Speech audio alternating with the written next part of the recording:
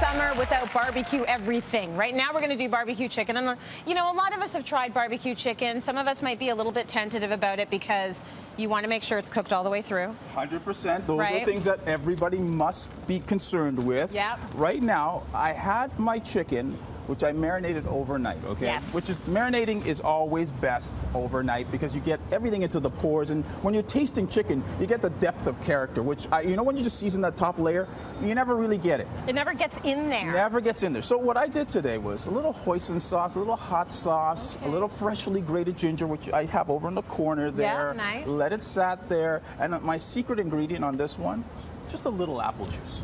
Oh, okay. So let it sit there. It's not too acidic. It's just Yes. one of those things that gives it a nice little punch. Now, let the chicken cook. While the chicken is cooking, let's talk about our vegetables that are going to go with it, okay? Right. Now, you have some asparagus here that Yeah. I'd love you just to take off the ends. Yeah. Let you bring this over to me, and I will trim this. You And want the whole bunch? Give me half. There you go. And with Half a bushel of asparagus, so sir. with asparagus, you know that wherever it naturally breaks, that's your cutting point. Yeah. So instead of doing that with everyone, you just do the first one, Yeah. line it up, and then cut. That's what I do. All right? Make it easy on yourself. You're eating vegetables, so you've already done something good. A little olive oil. Yeah.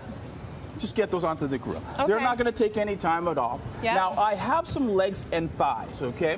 Legs and thighs cook at different times. Okay. So when I have this, I have right here now, is our full chicken, half a chicken. Yep. Now, with a half a chicken, how are you going to know when the breast meat is cooked and when that thigh meat is cooked? How do you know? Well, here's this secret. Okay. Number one, an internal probe is the best. Now, you can't be feeling your way through this, but you're also looking for different things as well. When you can wiggle the joints Yeah. and they move pretty easily, you know it's also cooked. Okay. When you see clear running juices, no more blood coming out, so Yes. nothing red dripping down, you know you're in a good spot as well. Right. So at this point, we need to cook this breast, this thigh perfectly. Yeah. What I did with these ones is I deboned the chicken, took all the bones out Yes. of the thigh itself. Yeah. Now I have something easy to work with. And most people, when they talk about chicken, they're always concerned, man, am I going to overcook it? That breast, you really have to worry. That's right. So a lot of people don't want to go with the breast because, you know, it's a leaner cut. You're not getting as much flavor. But if you take the thigh, which has a good amount of fat in it, and take the bones out, you're good. You're almost getting like a chicken breast, but with more flavor. Exactly. Smart. And I have some over to the side here as All right. well.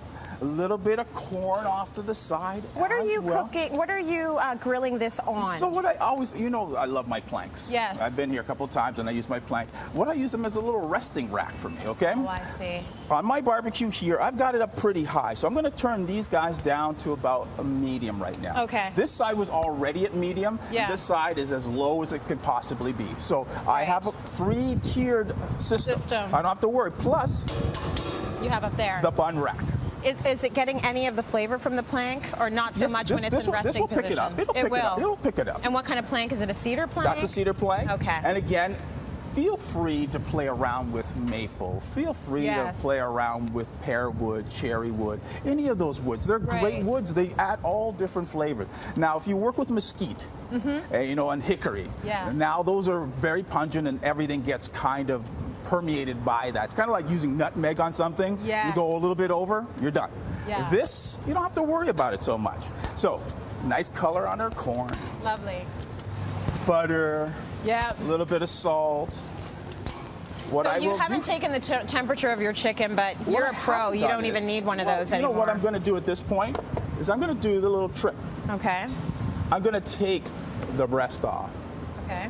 Let's put the leg back on so that we don't even have to worry. Leg and thigh, Okay. leave it there. We're going to feel, I want the skin to crisp up a little bit on this one. But what we have is our already cooked stuff. Your thighs are good. Thighs are good. Nice. And what we're going to do now is that marinade that I had, which this was not sitting in that marinade. Right. Never try to reuse unless you bring it to a boil. Right. And all you're doing at this point is you're going to just brush on.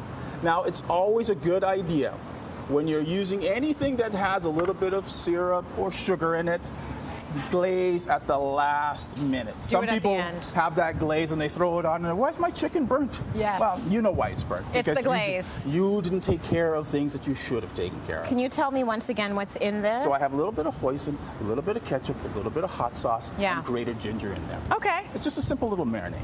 Are there any vegetables that you wouldn't do on the grill? I mean, you've brought pepper, you're doing them whole, because that's the best way to do it. Yes. You've got, well, the avocado you were using. You could grill as well, not a problem. Peaches you used in your other recipe. Peaches you could grill as well. All of that works with these recipes because what you're trying to do is you're trying to introduce summer into what we're doing right now. That's right. And you know, this is Toronto. Yes. We have to hold on to every single one of these days that we possibly can. So I'm happy. It's fleeting. Oh yeah, it is fleeting. It's 90-something days, and it is what it is. Yeah.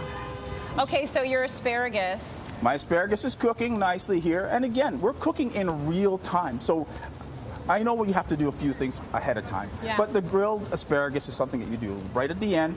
Notice that the color was sort of like this drab olive-ish color. Yep. And as soon as the chlorophyll is hit by the heat now, it's starting to project itself out. Now I'm getting green. Yep. And all we need, a little bit of salt. Can you grab the pepper for me, please, and thank you. You got it. Now, how about you grind? Beautiful. So you put it right on the grill. Right on the grill. So you've got your veggies, you've got your meat that's almost done. Everyone is salivating and waiting for you to serve up and plate it up. And you know what's really important is that at the end of the cooking process, just let things rest a little bit. Let it rest. Let it rest. Before they dive in. I would say that if you've cooked it for anywhere between this chicken, it's going to take us from start to finish, minimum of 20 minutes. Okay. Minimum. And I'm talking the legs and thighs, that might even take you probably 25, maybe even 30 minutes, depending on how hot your grill is. So those are the things that people ask me all the time. Well, I read your recipe and it said, well, listen, if your barbecue's just not calibrated the same, or you've had it for 15 years, things might be longer. It might take a little bit longer. Would you ever do the thing where you pre-cook the chicken and then grill the chicken? You know, or does that feel like a big waste of time? For me, I would never do that. Yeah. But listen, you got kids to feed, you got to move on, and you just want that nice little grill mark. Do it. Okay. I'm going to tell people, don't ever worry about what the experts say. Yes. Do what makes your family happy and do what makes you happy.